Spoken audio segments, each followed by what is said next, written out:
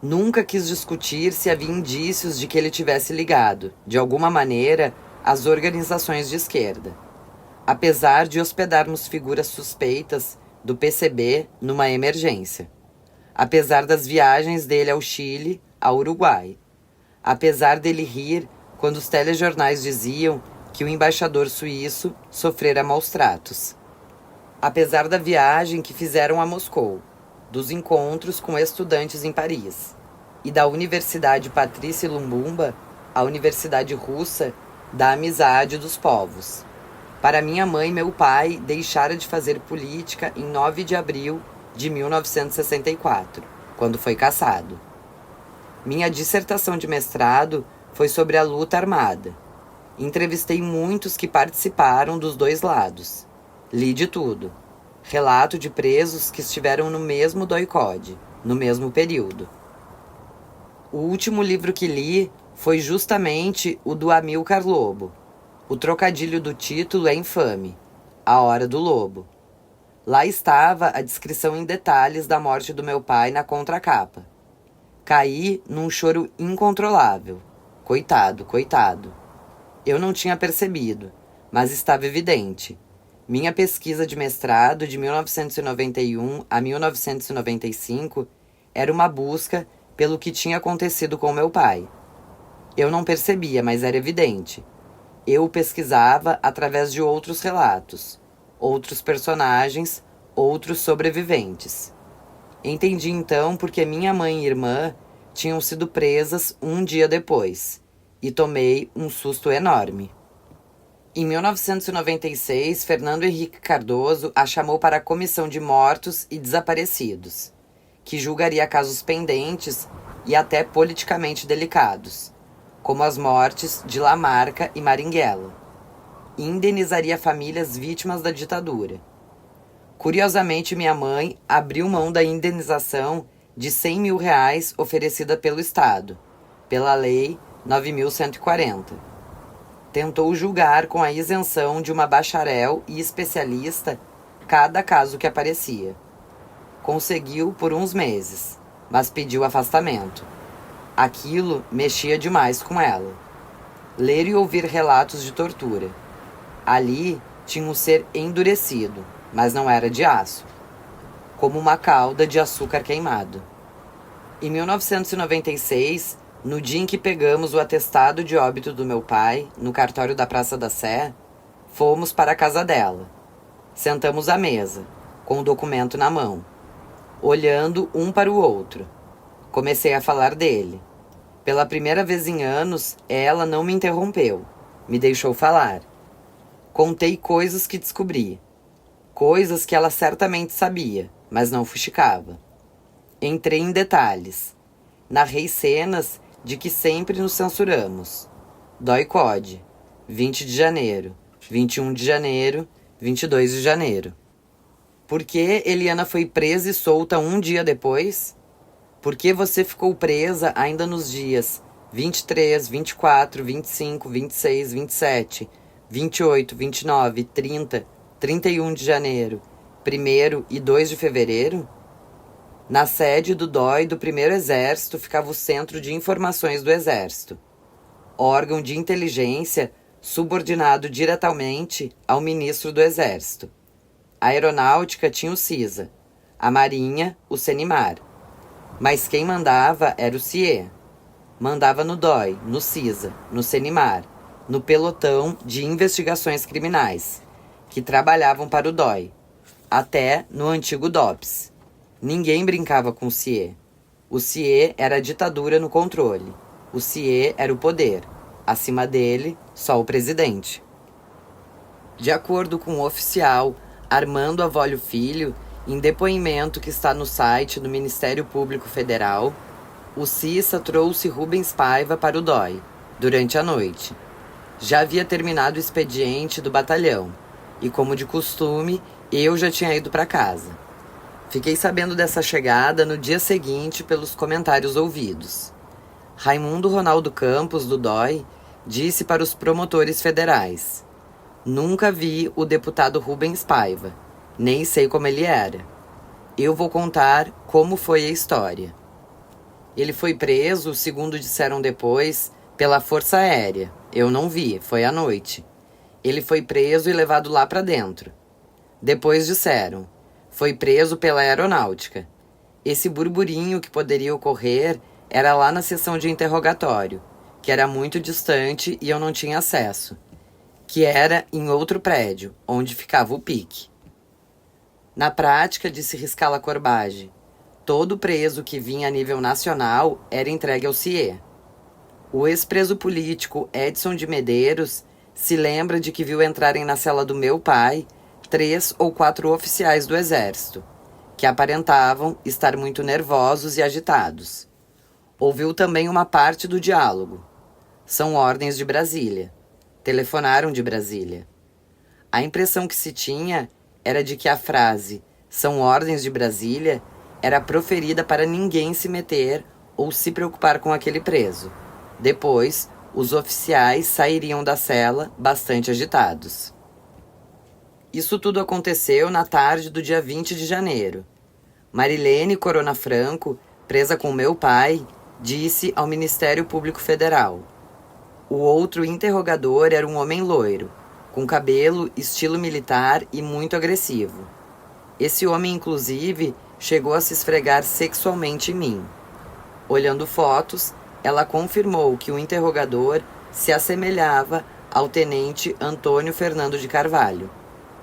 Ainda no dia 20, acusam os promotores do Ministério Público Federal, os agentes do CIE, Rubens Paim Sampaio e Fred Perdigão Pereira, foram às dependências do DOI para extrair do meu pai informações sobre o destinatário final dos papéis e cartas que vieram do Chile. Eles impediram a entrada na sala do chefe da segunda seção do primeiro BPE, Ronald José Mota Batista Leão. Segundo Leão, o preso estava sendo torturado. Ao tomar conhecimento do fato, da chegada de um preso à noite, procurei me certificar do que se tratava, mas fui impedido pelo pessoal do CIE, Major Rubens Paim e Capitão Perdigão, sob a alegação de que era um preso importante, sob responsabilidade do CIE. Alertei ao comando e fui para casa. Meu pai pedia remédios e água. Durante a madrugada não deixaram ele dormir, pois periodicamente passava um soldado, iluminava o interior da solitária e exigia que o preso falasse o nome. O emprego de tortura contra ele continuou até o final da tarde do dia 21. Foi quando o comandante do PIC, Armando Avolio Filho, viu Antônio Fernando de Carvalho empregar violenta tortura contra ele. Avolio conta que noticiou o fato ao chefe da segunda seção do batalhão, Ronald Leão. Ambos se dirigiram à sala do comandante do DOI, José Antônio Nogueira, e comunicaram pessoalmente que ele estava matando o preso. A mesma comunicação foi feita ao comandante do primeiro BPE, Coronel Ney Fernandes Antunes. Em 21 de janeiro, minha mãe e irmã chegaram ao DOI, no final da manhã. Ficaram encapuzadas sentadas num banquinho. Você sabe, mamãe, por que foram levadas ao DOI? Ela não falava nada. Repetiu o nome. Foi torturado no dia 20. Nada. Retomaram no dia 21. Com a filha e a mulher encapuzadas sentadas num banquinho. Será que ele viu vocês? Como ele reagiria?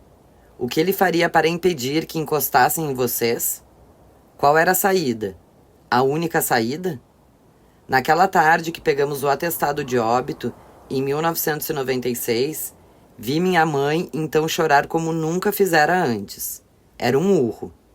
Não tinha lágrimas. Como se um monstro invisível saísse de sua boca. Uma alma. Um urro grave, longo, ininterrupto. Como se há muito tempo ela quisesse expelir. Pela primeira vez, me deixou falar, sem me interromper. Pela primeira vez na minha frente, chorou tudo que havia segurado, tudo que reprimiu, tudo que quis. Foi um choro de 25 anos em minutos, o rompimento de uma represa. O alemão impronunciável. Em 1999, quando fez 70 anos, minha mãe surpreendeu a família. Anunciou que se aposentaria e se mudaria para uma praia. Mas o meu Nice se remontava dos cacos. Vivia um momento pessoal único.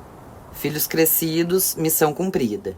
Dinheiro na conta, bens, netos, não devia nada a ninguém. E tinha uma boa aposentadoria.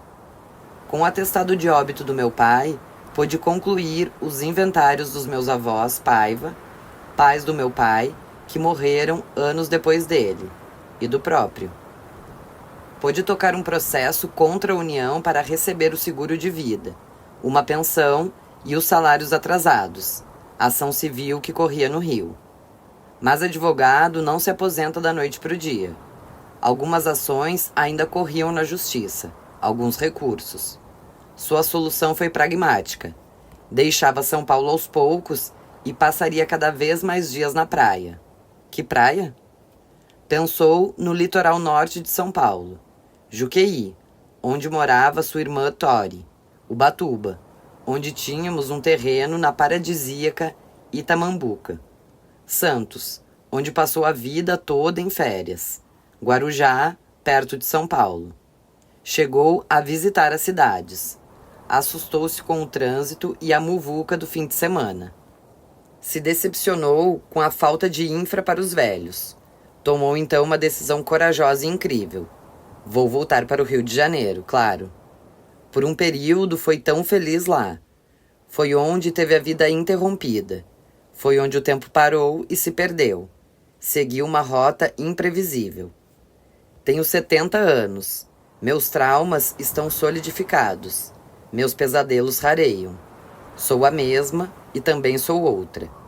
No mais, amo essa maresia, esse cheiro de mangue aterrado, esse calor, o som do mar do Leblon, o formato das Ilhas Cagarras, o mate com limão, a água de coco, a areia nos meus pés, a imprevisibilidade da meteorologia, o dia de sol, a manhã nublada, o vento que leva a areia, a tempestade tropical, o Cristo Redentor, a mata nas montanhas, a pedra, a lagoa, o chão coberto por folhas das amendoeiras, mangueiras, jaqueiras, figueiras italianas grossas ocupando toda a calçada, as figueiras microcarpas, religiosas, tipuanas, os coqueiros da areia, as palmeiras imperiais do Jardim Botânico e do Palácio do Catete, trazidas por Dom João VI, o resistente pau-brasil, do Parque da Catacumba,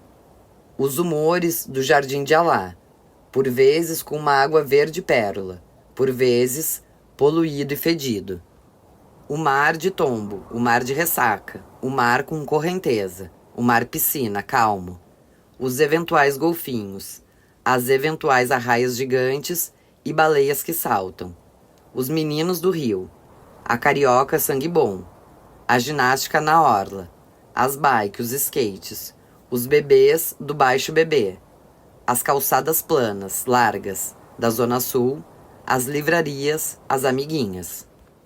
Comprou um apartamento no condomínio Selva de Pedra, no Leblon, a 1 quadra da Lagoa, a 2 de Ipanema. Justamente no condomínio em que praticamente só morava Milico, construído sobre os escombros da favela do Pinto, incendiada em 1969. Imaginei encontrar majores e capitães da reserva pelos elevadores. Imaginei que se cumprimentariam com educação. Sim, foi o que aconteceu. Comprou no 17º andar, o mais alto, de um prédio em que moravam capitães e majores. Alguns moravam lá ainda. Da janela, dizia, dá para ver o mar. De fato, apesar de estarmos a 5 quadras da praia, é um dos prédios mais altos do Leblon. Da janela, vê-se uma pequenina faixa azul, o mar, e a pedra dos 2 irmãos. Da janela da sala, vê-se o jockey e a lagoa. Se esticarmos a cabeça para fora, vemos o Cristo. Decretado, vou morar aqui, envelhecer aqui, neste 3 quartos pequeno. Vou morrer aqui. Minhas filhas que moram fora podem me visitar. Meus netos também. Deixarei 2 quartos para hóspedes. Se precisar ir a São Paulo, vou de VASP. A passagem está R$ 80 e a cada 9 viagens, a 10ª é de graça. Em 2000, mudou-se sem se desfazer ainda do AP de São Paulo. No começo, passava 10 dias no Rio, 20 em São Paulo. Aos poucos, a matemática se inverteu. Trocou móveis praianos improvisados por uma decoração leve. Móveis de juta, ar-condicionado na sala, TV a cabo, internet. Aos poucos, começou a se irritar com a presença de filhos e netos. Dividir a rotina. Algo que ela não dividia havia décadas. Sentiu-se invadida. Metódica, quase obsessiva, fazia o mesmo caminho para ir à praia. Sentava-se na mesma barraca, em frente à casa em que morou por 6 anos, e foi feliz. Casa em que fomos presos e que não existe mais. Em que organizou a rede de vôlei em 1970, que tinha Marieta Severo e Chico Buarque como frequentadores, na Delfim Moreira. Sua Delfim Moreira. Ficava a poucos metros de onde ficava com meu pai, 40 anos antes, e não abria mão do seu mate, como há 40 anos, do mergulhinho no mar em que meu pai tantas vezes nadou. Estava radiante e novamente magra e queimada do sol, e irritadiça, pois não queríamos ficar naquela faixa de areia, mas circular. Não queríamos ir pela praça, mas pela Fadel, e comprar jornais paulistas na banca. Não queríamos almoçar ao 12:30. Encontraríamos amigos no Bar Lagoa, Academia da Cachaça, Jobe, Braca, sei lá. Ou lancharíamos rápido no Bibi Sucos, ou no Big Polis. Ou talvez nem jantaríamos. Estávamos de férias. Ela na casa dela. Um dia desabafou. Disse que deixaria aquele apartamento para nós, os filhos e netos, insensíveis intrusos. Venderia o seu de São Paulo e compraria outro só para ela. No Leblon, claro, o que não chegou a fazer. Fazia amigos, o cara da barraca, os porteiros, o encanador, que no Rio é bombeiro, o cara da banca, o chaveiro. Durante uns 5 anos podemos considerar que viveu lá de novo. Até hoje, quando ando pelas ruas do Selva de Pedra, muita gente vem falar comigo, perguntar dela, mandar lembranças. Param o que estão fazendo, atravessam as ruas para saber dela. O chaveiro, que tem um quiosque numa esquina, sempre emocionado, diz: mande lembranças para sua mamãezinha. Ela falava sempre de você. Tinha muito orgulho de você. Então começou o 4º ato da vida da minha mãe, o mais injusto, cruel, definitivo, que deu densidade à sua tragédia. Até então, acreditava-se que a memória era compartimentalizada num reservatório, numa parte do cérebro, que os pensamentos a elaboravam, a interpretavam e a engavetavam por lá. Sabemos agora que não. Ela não fica armazenada em uma seção exclusiva, mas espalhada pelo cérebro todo. Vive em sinais e impulsos eletromagnéticos. As lembranças se movem pelo cérebro, não à deriva, pois a qualquer momento, neurônios constroem milhões de novas conexões e as resgatam. O circuito neurológico se modifica a cada segundo. Somos diferentes em cada instante que vivemos. Temos um cérebro diferente a cada segundo. E quando lembramos algo, as conexões mudam fisicamente a memória de lugar. Trocar os nomes dos filhos, ela sempre trocou. Como qualquer mãe que tem 5 filhos e pensa em 5 coisas ao mesmo tempo. Esquecer o que estava fazendo, normal. Quem nunca esqueceu? Uma amiga que se hospedou conosco no Rio me perguntou confidencialmente: sua mãe tem Alzheimer? Ri surpreso. Era como se perguntasse se a minha mãe era astronauta e estivesse nas missões Apolo. De onde ela tirou isso? Olha, cheque em direito. Cuido da minha avó, que tem Alzheimer. Estudei tudo da doença. Sua mãe não está distraída. ela pode ter começado a desenvolver a doença. Estranhamente, Nalu, que tinha passado uns dias com ela, reparou que ela estava confusa com contas e dinheiro. Atrapalhava-se com algo com que era profundamente precavida. Nos avisou antes de voltar para Paris.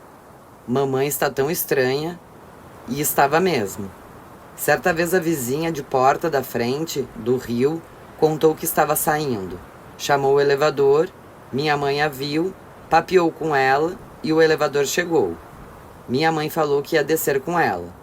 Só que estava de camisola. A vizinha alertou. Ela ficou sem graça e disse que havia desistido de descer. A vizinha nos avisou. Sua mãe não está bem. Começou a ficar confusa com procedimentos de viagem. Cartão de crédito, cartão de embarque. Bagagem, ticket, portão, embarque. Procedimentos de voo. Portas em automático. Apertem os cintos. Poltronas na vertical e mesinhas guardadas. No caso de despressurização da aeronave. Lembramos que não é permitido fumar nos lavatórios. Taxiando, aqui é o comandante. Nosso tempo de voo, decolagem, serviço de bordo. Coca Diet, Guaraná, com gelo ou sem. Pouso autorizado. Desembarque autorizado. Não se esqueçam das bagagens de mão. Conexão, mala na esteira, táxi. Senhora, os amarelos são comuns. Azuis, vermelhos e verdes especiais, de frota. Qual caminho? Pela orla ou pelo Maitá? Passou a vir do rio e voltar para lá guiando, sozinha. 6 horas de estrada, num escortezinho 1.0, sem ar-condicionado. Por vezes com pressa, aflita para chegar logo, nem parava. Numa dessas, desmaiou assim que entrou no AP Carioca, sozinha, desidratada. O que a assustou. Não estou bem. Não estava. Comprou 2 televisões de uma só vez numa loja, sendo que não precisava de nenhuma. Ela mudou de canal no aparelho de TV, não no da TV a cabo. E apareciam apenas imagens com riscos e chiados. Foi na loja, comprou uma TV nova. No caixa perguntou: o que vim fazer aqui mesmo? Comprar uma TV, lembraram. Ela foi ao balcão e comprou outra. Com 3 TVs funcionando em casa, percebeu que começava a entrar em roubadas. Cuidado com a indústria de aproveitadores de portadores de demência, nos alertou um médico amigo. Não é possível. Minha mãe tem uma demência. Depois de tudo que ela passou, justamente agora, quando ia curtir a velhice com dignidade, independência, conforto, situação financeira estável, na cidade mais linda do mundo? Como Deus pode ser tão imprudente e imputar tanto sofrimento a uma pessoa só? Essa doença não era para acontecer. Não tinha que acontecer. Não nela. Por que provação mais a minha família deveria passar? Por que nos testavam até o limite? Chega. Queríamos um descanso. Não teríamos. Dizem que o Alzheimer é causado pela morte de pequenas células no cérebro. O nome vem do médico Alois Alzheimer, o primeiro a descrever a doença em 1906. Ele viu as alterações no cérebro de uma paciente de 55 anos durante a autópsia. Falam da falta de uma proteína que faz as ligações nervosas. As principais alterações são o aparecimento de placas senis no cérebro, decorrente do depósito da proteína beta-amiloide, em um emaranhado de neurofibrilares, resultado da hiperfosforiação da proteína tal. A cada semana, novas descobertas sobre a doença, que se torna uma epidemia nos tempos modernos. Perdem-se as funções cognitivas, memória, orientação, atenção, linguagem. Perdem-se os sentidos, a degustação, o olfato. Pacientes param de andar porque se esquecem de como se anda. No final, param de comer, porque se esquecem de como é engolir. Há redução de neurônios e das sinapses, as ligações entre células do cérebro. O volume cerebral se reduz. Muitas velhinhas gagás, esclerosadas do passado, na verdade, tinham Alzheimer. O paciente está com a doença há tempos, mas só descobre tarde demais, na fase demencial, e não há como retroceder, apenas como retardar.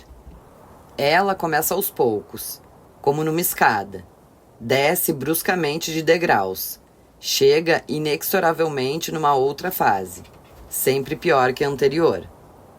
Drauzio Varela estima que 10% das pessoas com mais de 65 anos e 25% daquelas com mais de 85 anos podem apresentar sintomas de demência. O tempo de sobrevida é incerto. Genético? Ninguém sabe. Sedentarismo? Já alertei. Afinal, o cérebro, como todo o corpo, precisa de atividade, oxigênio para viver bem. Fumo e tabaco podem ser uma causa. Poluição das grandes cidades também. Outros atribuem as frequências e ondas de rádio que estão em toda parte. Minha mãe morava a quadras da Avenida Paulista, onde ficam as torres da maioria das emissoras de rádio e televisão. Fumou parcialmente durante décadas. Não comia muito. Era fã de saladas e laranjas. Falava várias línguas. Exercitava o cérebro diariamente. Lia de tudo. Andava pelo bairro. Mas exercícios? Drauzio Varela dividiu a doença em estágio 1, forma inicial. Alterações na memória, na personalidade e nas habilidades espaciais e visuais. Estágio 2, forma moderada. Dificuldade para falar, realizar tarefas simples e coordenar movimentos. Agitação e insônia. Estágio 3, forma grave. Resistência à execução de tarefas diárias. Incontinência urinária e fecal. Dificuldade para comer. Deficiência motora progressiva. Estágio 4, terminal. Restrição ao leito. Mutismo. Dor à deglutição. Infecções intercorrentes. Eu, como familiar, acrescentaria alterações na memória, início do inexplicável, do contrassenso, revolta em todos, não é justo, não é justo, reorganização dos papéis dos filhos, não temos mais uma mãe, mas teremos de ser uma, a dificuldade da paciente em assumir a doença e limitar as atividades.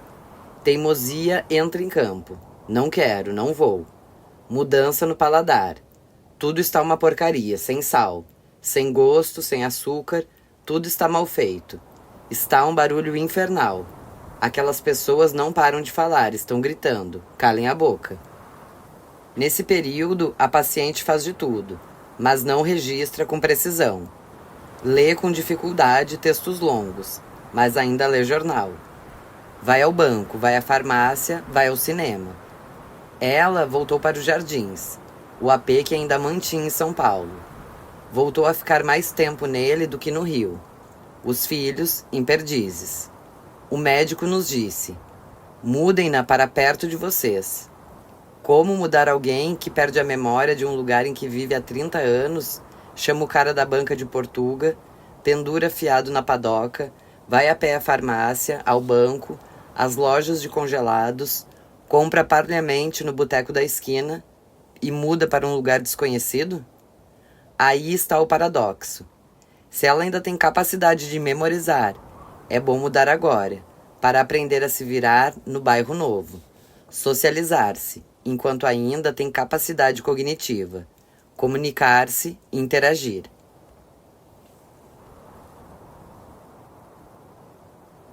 Na entrevista com o médico, ela surpreendeu. Depois do teste do relógio, desenhar um relógio, os números de 1 a 12 e os ponteiros, o paciente com Alzheimer se atrapalha. Escreve os números fora da ordem correta, às vezes de 1 a 10, ou desenha ponteiros do mesmo tamanho. Teste mais primário e conhecido de neurologistas e geriatras, que ela não acertou. O médico perguntou como se sentia. Estou ótima. Tenho ido muito ao Rio. Temos um apartamento ótimo lá, com vista para o mar. Tenho me sentido muito bem ultimamente. Mamãe, faz mais de 1 ano que você não vai ao Rio, comentou Veroca, que estava com ela. Vou sim, vou direto. Tenho me sentido muito bem ultimamente. Não somos nada sem o outro. Num registro pequeno de lucidez, mora ainda a necessidade de sedução, de agradar, de ser agradável. O médico percebeu, claro, e disse emocionado à filha: a inteligência tem a capacidade de surpreender e de se readaptar a todas as situações. Ser cuidada por nós a aliviava. Receber a atenção dos filhos, de profissionais, deixava feliz. Em alguns momentos se esquecia de que tinha doença do esquecimento. Em 25 de abril de 2004, ela estava bem, lúcida, sem nenhuma dificuldade para andar. Na edição da Folha dos 20 anos das Diretas Já, os artistas e intelectuais voltaram ao heliporto do jornal, onde haviam pousado para a famosa foto de 1984. Ela foi e sorriu.